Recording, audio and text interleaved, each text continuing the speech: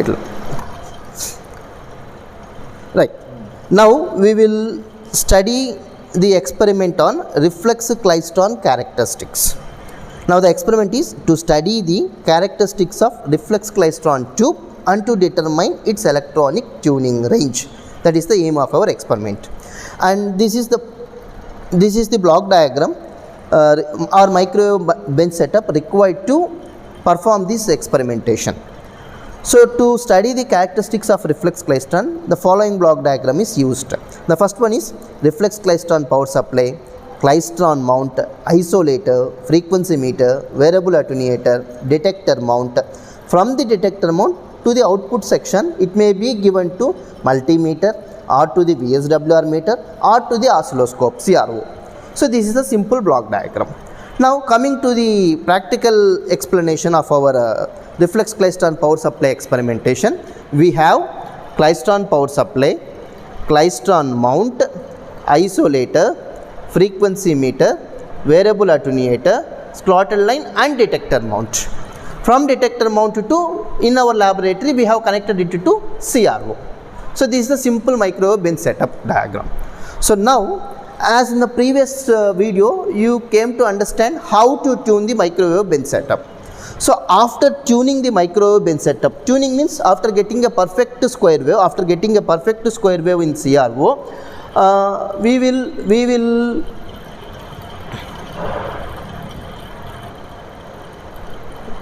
after getting a perfect square wave in CRO, what we do is we will take down the observations like beam voltage, beam current, Rippler voltage and Rippler current, then operating frequency. Now let us see. I have taken one example performed experimentation. So in this experimentation,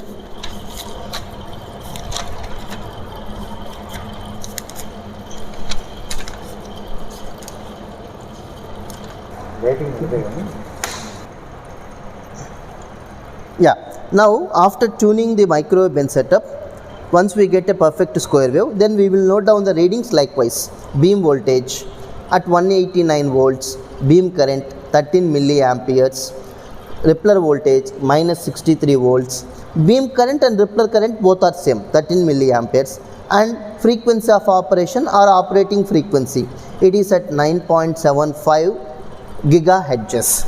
See, these were the values these students has obtained when they are performing the reflex klystron experimentation. When you are performing your bench readings, that means the values will be changing, they don't come the same. It is just an example for you to understand how to take down the values. Then what is the next step in performing this experimentation?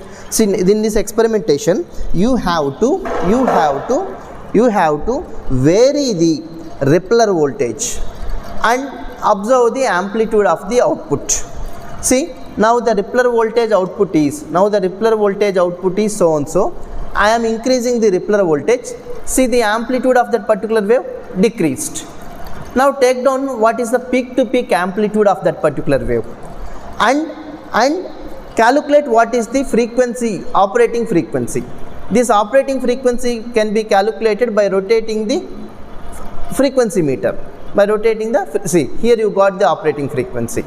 Now at that location take down what is the frequency. So now you are obtaining the relationship between Rippler voltage and the operating frequency. So by increasing the Rippler voltage, notice the output maximum. See, it is increasing and again increasing. As I am increasing Rippler voltage, it is increased. Increasing Rippler voltage, amplitude increased, and it reached to maxima. Then still I am increasing the Rippler voltage knob, decreasing, amplitude decreased and reaches to 0. So from 0 to maximum and then from maxima to 0. This is one mode. Next, still I am increasing the Rippler voltage, amplitude increased and again reaches to maxima, decreases and reaches to 0. This is how we will calculate the Rippler voltage, different modes, mode 0, mode 1, mode 2, likewise different modes. Now come to the record and see the E values. See, in this experimentation, when students are performing at minus 57 Rippler voltage, the output in CRO is 0 and beam current is 13 milliamperes. Now the output is 0 because output power is beam voltage product with beam current 0. Since there is no amplitude, there is no frequency of operation. Now the Rippler voltage increased from 57 to 60. As Rippler voltage increased, some output is obtained, that is 0.1 volts. Now it is produced with current, beam current. The output is 1.3. Then the operating frequency at that stage is 9.71.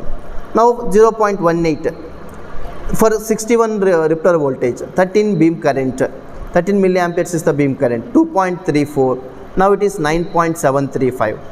And again see, in this mode the maximum value is 0.26, the maximum value, and the frequency is 9.75, and next it reaches to 0. Similarly for the next mode, it is 0.26, it is 0.48. So definitely for the next higher order mode, the amplitude should be maximum when compared to the previous mode. Then similarly for the third mode, likewise Rippler voltage as it is varying, notice the output amplitude and also find the operating frequency at each and every Rippler voltage stages. Then plot the graph between